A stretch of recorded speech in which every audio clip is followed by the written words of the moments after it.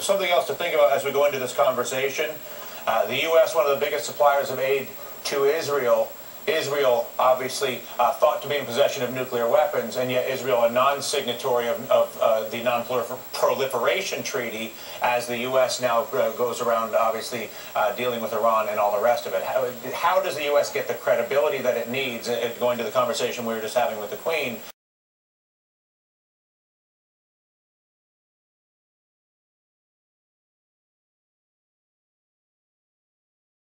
Well, clearly, we want to continue nuclear weapon reductions in concert with the Russians and other declared nuclear powers. Clearly, we have a huge problem. How do we deal rationally with the Israeli alleged 300-plus nuclear weapons and the sense of hypocrisy or unbalance to our foreign policy? Having said that, again, I would caution that we're not going to protect ourselves from North Korea or other nuclear powers, the Iranians, by unilateral, with the Soviets or former Soviets, reduction of our nuclear arsenal. Yeah, Peter, are you there? Yes. So can we talk about the Israeli factor in all this for a second, particularly as it pertains to U.S. credibility, and whether it's on an military intervention, sanctions, or some sort of diplomatic channel? How much does it hurt the U.S. in our efforts to fight nuclear proliferation that the nature of the relationship with Israel exists, both in funding and in the fact that they're a non-signatory? Well, there's other non-signatories, Dylan. India and Pakistan. But we don't give India and Pakistan a small fortune every year. We don't give Pakistan a small fortune? Not to the scale that we do Israel. Are you suggesting Pakistan...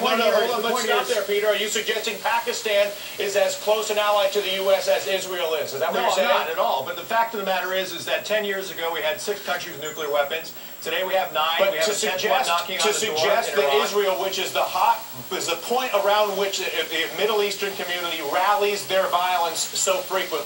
It's death to America, it's death to Israel. How much do we harm ourselves in our own diplomatic efforts by virtue of the fact that we're not more demanding that Israel is compliant with non-proliferation in the same vein as the U.S. and Russia? It has nothing to do with North Korea, which is a problem itself. In terms of Iran, Iran is a signatory of the Non-Proliferation Treaty, and it's violating it. We know that. We know Iran's a problem. The fact of the matter is that if I were Israel today, I certainly can't speak for them, and Iran was talking about wiping me off the mat, I would have that deterrent effect that General McAfee was talking about. So I don't think it does hurt us in that respect. Global disarmament is a great idea, but it's also a pipe dream at this point. Got it. Okay, listen, thank you very much.